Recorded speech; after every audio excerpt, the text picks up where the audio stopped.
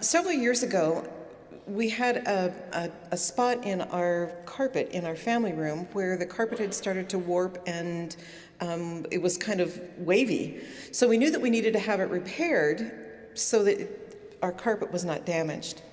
We hired a repairman who had been suggested to us by one of our neighbors, a very nice man, and he did very good work. The summer afternoon that he was there in our home, the last little project that he had was fixing a little place in the family room.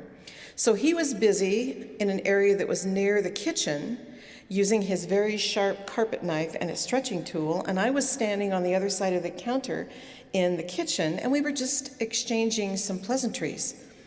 When suddenly he screamed, "No!" And he stood up and he was holding his hand. And he said, "I've cut my finger. Do you have a Band-Aid?" And I said, "Of course." So I went to the first aid kit to retrieve the Band-Aid, and when I came back into the family room, he was not there. Instead, he was standing by the front door. And when he saw me, he said, "The cut is too deep and too long. A Band-Aid's not going to be enough, but I have something in the truck that will work better." And with that, he left and went outside. In my mind, I was thinking, okay, he will search through his industrial first aid kit and find something that is going to cover this finger better, thinking maybe he would return with some gauze and a bigger Band-Aid or something like that. So imagine my surprise when instead, when he came back into the family room to finish the work, he had the finger he had cut, and then the ones on either side, as well as the palm of his hand, completely encased in silver duct tape. Now, I know that there are lots of really good reasons to use silver duct tape, but this is one I had not thought of before. He went back to work, and after a few minutes, he said, "Do you have some paper towels?" I thought, this can't be good. I said, "I do." "Why?" He said, "Well, the duct tape didn't work quite as well as I thought it would, and I got blood on your white wall. So if you give me some paper towels, then I can clean off the wall." I gave him the paper towels, and he sent his little apprentice out to the truck to get something he said was going to be better that would cover his hands so that he could finish the work. So this young man came back with a very large, black, kind of plastic-looking glove that completely covered his whole hand and came down on his arm. He finished the work, and when he was all finished, then I remarked to him, I said, "I'm really sorry that you hurt yourself in my house. That's, today." And he said, "Oh, it was my own fault. I was busy talking to you, and I wasn't paying any attention to what I was doing." So I said to him, "Well, surely you are going to go to the hospital so that you can have it cleaned and some stitches put in." And he said, "No, that would take way too long. I don't have that much time, and besides that, it would cost too much." And with that, he got in his truck and he drove away. And I stood there for a minute and thought, what? What did I just see? I've thought about him since that time, and I hoped that his finger healed without being infected. But then I realized that he would go through the rest of his life then with a really ugly scar on his finger that reminded him of his carelessness that day in my house. Well, after he left, it was really interesting because my mind was immediately filled with 3 important gospel principles as I saw him drive away. So I want to share those with you today. I kind of refer to him as my parable of the carpet layer. So one of the lessons that came into my mind was this: as we journey through life, even if we are trying really hard to be obedient, if we are not vigilant and diligent to that desire, it's really easy to become spiritually distracted. We focus on things that really don't have much value. When this happens, then our spiritual vision becomes cloudy and kind of distorted, and we are not able to see clearly.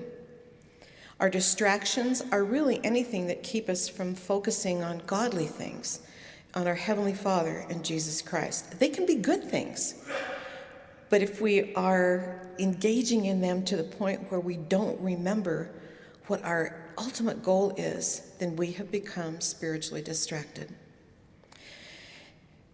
Several years ago, I was driving from Rexburg, Idaho to Idaho Falls, which is a difference of about 30 miles along a freeway that is 2 lanes going in both directions, separated by a large grassy median. At the time that I was making this little journey to Idaho Falls, it was before they had built overpasses, and so there were no overpasses and on-ramps. You actually had to come to the edge of the freeway and stop and look both ways before you crossed, and then crossed the median, and then got on into the road on the direction that you were going. As I was driving along that morning, I noticed that the cars coming in the opposite direction were flashing their lights at me. All of them were flashing their lights at me. So I realized that that meant that there was some kind of hazard that I was coming upon that I couldn't see, and they were warning me of that. So I pulled over into the far right-hand lane, and I slowed down so that I was trying to look ahead to see what was coming. And then I saw what was coming. There was a car that was driving northbound in my southbound lane, directly towards me. So when I saw her, I pulled onto the side of the road, and I stopped. And as she drove past, I flashed my lights at her, hoping that she would realize that she was going in the wrong direction. And in doing that, she was putting herself and other people on the road, including me, in really great danger. The principle of the carpet layer applies to this woman. Even if she got in the car and she put on her seatbelt and she drove only the speed limit and she came to a complete stop before she started to cross the freeway, the one important decision that would keep her safe, in making that, she became distracted and confused, to the point where she did not even notice that there were warning and danger signs telling her, don't turn that way. She did anyway. So she'd done a lot of things right, but that important decision, the one that would keep her safe, is the one where she became distracted and confused.